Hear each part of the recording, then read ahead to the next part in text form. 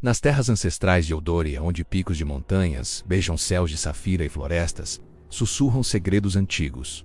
Uma sombra começa a se agitar. Por eras, o reino viveu sob a luz protetora de 3 luas, um farol de paz e prosperidade. Mas agora, as luas estão a desvanecer-se, e com elas, a magia que protege estas terras. O povo sussurra sobre a escuridão rastejante, uma força maligna que consome a luz e a esperança, prometendo uma noite sem fim. A profecia, guardada por séculos nos arquivos dos sábios da Montanha de Cristal, fala de um tempo em que as luas perderiam o seu brilho e apenas um herói improvável poderia reacender a sua chama. Este herói não seria um rei ou um grande guerreiro, mas alguém com um coração puro, imune ao desespero que a escuridão espalha. No coração de uma aldeia tranquila, escondida nos vales verdejantes, vive Elara.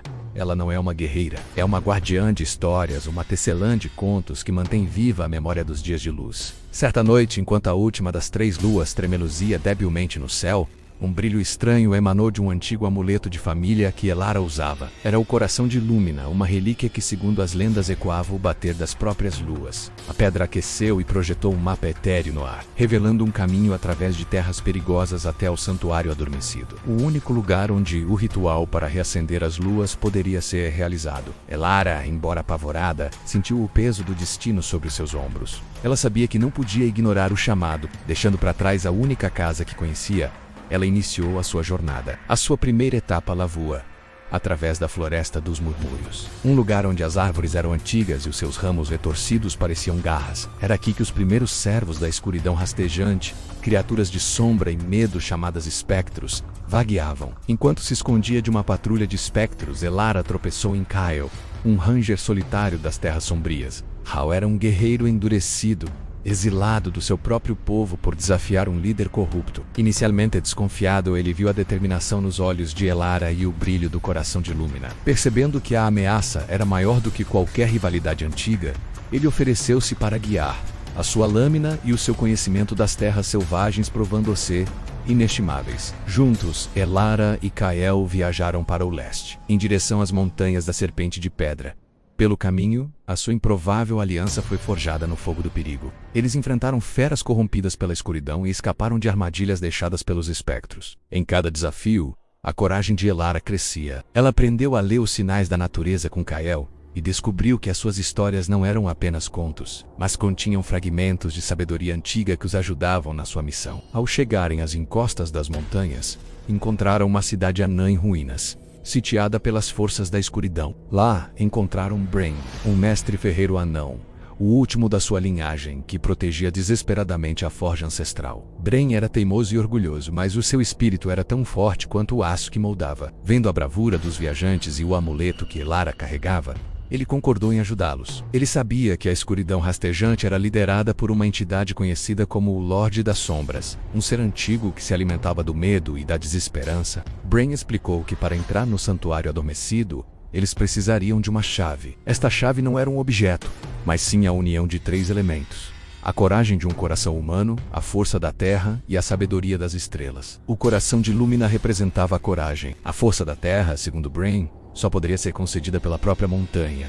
E para isso, eles teriam que reacender a forja ancestral com um minério raro, o adamantino estelar. A busca pelo adamantino levou o trio às profundezas das minas abandonadas, um labirinto de túneis escuros e perigosos. Lá, eles não lutaram apenas contra criaturas da escuridão, mas também contra os seus próprios medos internos. Elara enfrentou a sua dúvida, Kael a sua amargura, e Breno seu luto pela cidade perdida. Foi nesta escuridão partilhada que eles se tornaram mais do que aliados. Tornaram-se uma irmandade. Com um adamantino em mãos, eles reacenderam a forja ancestral numa explosão de luz e calor que repeliu as sombras ao redor da cidade anã. A montanha tremeu, como se despertasse de um longo sono, e concedeu-lhes a sua bênção. A segunda parte da chave estava completa. Agora só lhes faltava a sabedoria das estrelas. Para isso teriam que procurar Lyra, a última vidente das estrelas, que vivia num observatório isolado no cume mais alto das montanhas da Serpente de Pedra.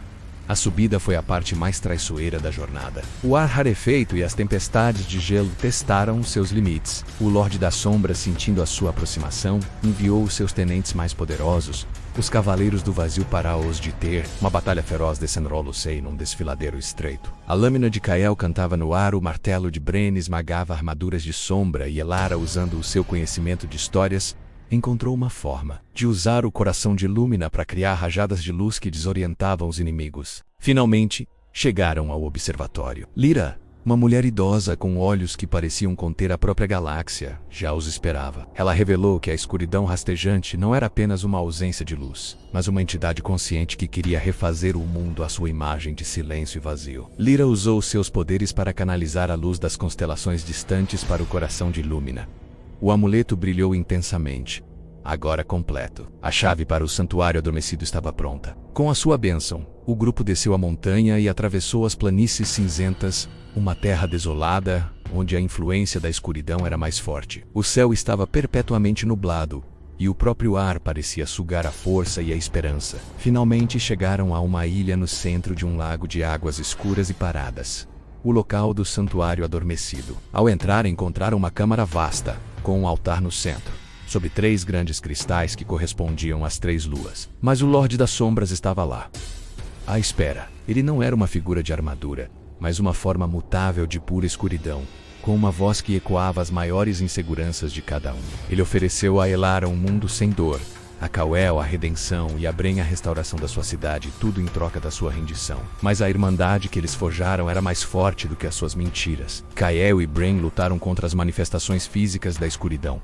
dando a Elara o tempo de que precisava. Ela subiu ao altar e colocou o coração de Lumina no seu centro, recitando as palavras de uma antiga canção de criação que aprendera nas suas histórias. Ela canalizou toda a sua esperança, coragem e amor pelo seu mundo para o amuleto. Uma coluna de luz branca e pura irrompeu do altar, atravessando o teto da câmara e subindo aos céus. A luz atingiu os cristais, que começaram a pulsar, enviando 3 feixes de energia em direção ao céu escuro. Lá em cima, uma a uma, as 3 luas reacenderam-se, banhando a terra numa luz prateada e gloriosa. O Lorde das Sombras gritou, não de dor mas do derrota, enquanto a luz o dissolvia, desfazendo-o em nada. A escuridão rastejante recuou. A paz foi restaurada, não por um exército, mas por uma contadora de histórias, um ranger exilado e um ferreiro teimoso. Elara, Kal-El e Bren tornaram-se lendas. Eles não restauraram apenas as luas. Eles mostraram a todos em Eldoria que a maior luz não vem dos céus, mas da coragem que reside no coração quando nos unimos contra a escuridão. E assim, uma nova era de esperança começou, iluminada não apenas pelas luas, mas pelo legado da sua incrível jornada. Obrigado por assistirem a esta história. Se gostaram desta aventura épica, não se esqueçam de deixar um like, subscrever o canal e ativar o sino para não perderem as nossas próximas histórias. Até a próxima!